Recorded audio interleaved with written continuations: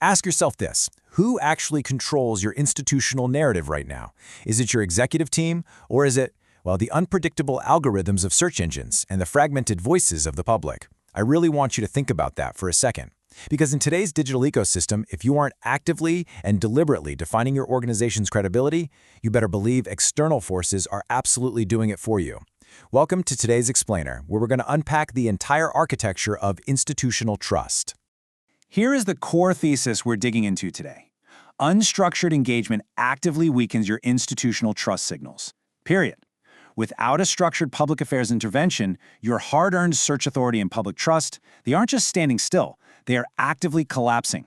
When your communication is basically just random outreach instead of a highly calibrated system, the algorithms and stakeholders interpreting your brand just see inconsistency. And in the digital world, inconsistency is pretty much the exact same thing as a lack of authority. Which brings us to the main focus of this explainer. Think of this as a vital corporate health check for executives.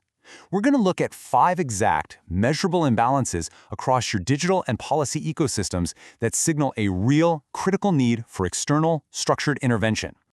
Okay, let's dive into this. We'll be diagnosing these symptoms across 5 key areas, starting with the narrative control crisis, moving through fragmented habits and fading visibility, tackling sentiment pressure, and finally looking at campaigns versus lasting credibility. First up, Section 1, the narrative control crisis. To really grasp this crisis, we have to kind of demystify what stakeholder engagement actually is.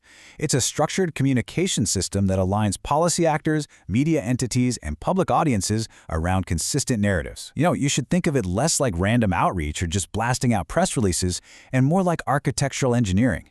It operates by meticulously mapping out stakeholder priorities and then distributing tailored messaging across channels where influence is actually measurable.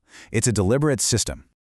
Moving right along to Section 2, fragmented engagement and reactive habits. If you're relying entirely on internal teams, you're inevitably going to hit scalability limits. Worse, it creates this dangerous echo chamber that completely lacks cross-channel synchronization. But when you introduce external structuring, like a public affairs consultant, you suddenly gain systematic mapping and message calibration. And that measurably enhances your institutional credibility while dramatically reducing your reputational volatility in the market. It's a real game changer. Now, there is a massive contrast shift you need to understand here. Reactive communication addresses a crisis only after the narrative has already formed. That forces you into a completely defensive posture on search engines. Proactive management, on the other hand, gives you preemptive control. By defining your core institutional narratives way before any external interpretation happens, you shield your knowledge graph from misinformation. Basically, you get to dictate the entity associations rather than just crossing your fingers and letting the algorithm guess. All right, Section 3, fading visibility and digital gaps. We really need to redefine what your digital presence actually is. It is the complex aggregation of content, mentions, and structured data that define your entity profile across platforms. It's not just having a nice-looking website. Search engines are constantly evaluating this whole aggregated profile to judge your authority, your relevance, and your trustworthiness. And if there are gaps in that profile, your authority just absolutely plummets. And this brilliantly illustrates the mathematical impact of those gaps. If you're suffering from declining media visibility, your narrative amplification shrinks. Search engines see weaker external validation, which gives you weaker backlink profiles and a much lower ranking position. Similarly, if your digital presence is inconsistent, search engines fragment your indexing. That dilutes your keyword relevance. It's essentially a direct chain reaction, going from poor communication straight to absolute digital invisibility. Which brings us to Section 4, negative sentiment and regulatory pressure. So, sentiment distribution is a vital concept here. It's a measurable indicator of exactly how audiences perceive your institutional actions and credibility. For all the executives listening, I really need you to view public perception not as some vague, fluffy feeling, but as a hard, quantifiable metric.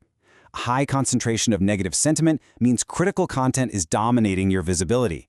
Search engines evaluate this indirectly through engagement signals and backlink quality. So a concentration of negativity literally signals low trustworthiness to the algorithm. So the crucial point is, when you get hit with negative sentiment, you're at a crossroads. You can attempt content suppression, trying to hide or legally suppress the bad news, but that carries massive transparency risks. And honestly, it rarely works at scale. The far more sustainable choice is content amplification. This increases the prominence of positive, authoritative narratives to rebalance that perception. A structured public affairs strategy prioritizes this amplification to naturally repair your sentiment balance. And to survive all that regulatory pressure, a public affairs consultant uses exact external benchmarks. We're talking about things like OECD reports, UK Cabinet Office guidance, the Edelman Trust Barometer, and CIPR best practices. Regulators demand precision and transparency for sure.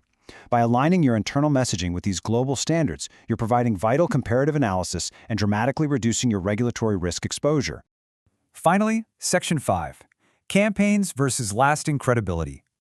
Now, what's really interesting about this is that short-term campaigns might give you a quick, immediate spike in visibility, but they're highly episodic and they actually create narrative volatility.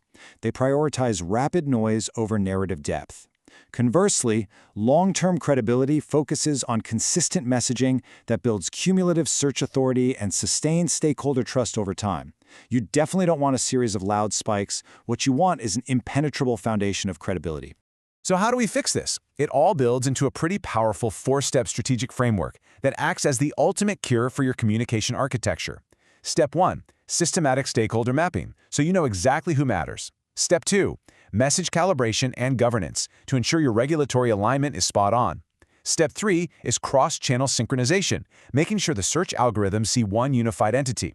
And Step 4, proactive narrative amplification, which builds that cumulative, lasting trust we just talked about. I want to leave you with one final, pretty provocative thought. Is your organization reacting to the narrative, or are you actively structuring it? Because every single time you wait for a crisis to speak up, or you launch some disjointed, short-term campaign, you are ceding control of your credibility to search algorithms and public volatility. It is time to stop reacting and start structuring. Thank you so much for joining me on this explainer, and I highly encourage you to evaluate your own corporate strategy against these 5 key areas today.